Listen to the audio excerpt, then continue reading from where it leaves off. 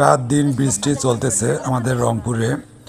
আসলে রংপুরের পানি যে পরিমাণ বেড়ে চলছে দেখেন আপনারা নিশ্চয়ই। অনেকের পুকুর ডুবিয়ে গেছে। এই চাচিটা মাছ ধরতেছে। চাচির কেউ নাই, ওনার মেয়ে আছে, মেয়ে জামাই আছে, উনি একা। আমি থাকা অবস্থায় উনি 3টি বড় মাছ পেল, 1 কেজি, আধা কেজি ওজনের। আসলে এই মাছগুলো কয়েকদিনের বৃষ্টির কারণে অনেকের পুকুর ডুবিয়ে যায়। এগুলোর মানুষের কারো না কারো পুকুর ডুবিয়ে যাওয়ায় এই মাছগুলো বাইর হয়ে আসে। আসলে আমি দেখলাম গ্লাস কাপ, রুই এবং তেলাপিয়া মাছ, এই মাছগুলো পাচ্ছে চাচি।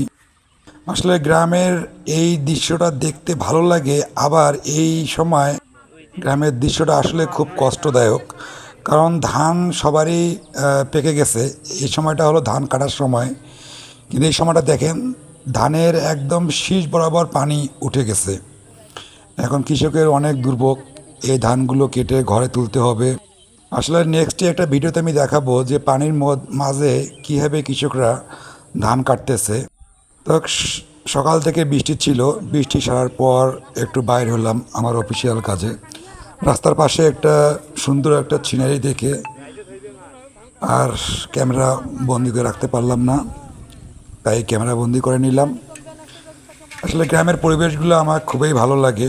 আর চাচির প্রতিভা, চাচির চেষ্টা দেখে আমি অবাক। সবাই চাচির মাছ মারা দেখতেছে, আমিও কিছুক্ষণ মাছ মারা দেখলাম। একটা জিনিস ভালো লাগে যে এখন যাকে যাকে মাছ ওঠে, আমি থাকা অবস্থায় 2টি মাছ পেলো, একটি 1 কেজি, একটি আধা কেজি। আসলে ভিডিওটি কেমন হয়েছে অবশ্যই জানাবেন। ভালো থাকবেন।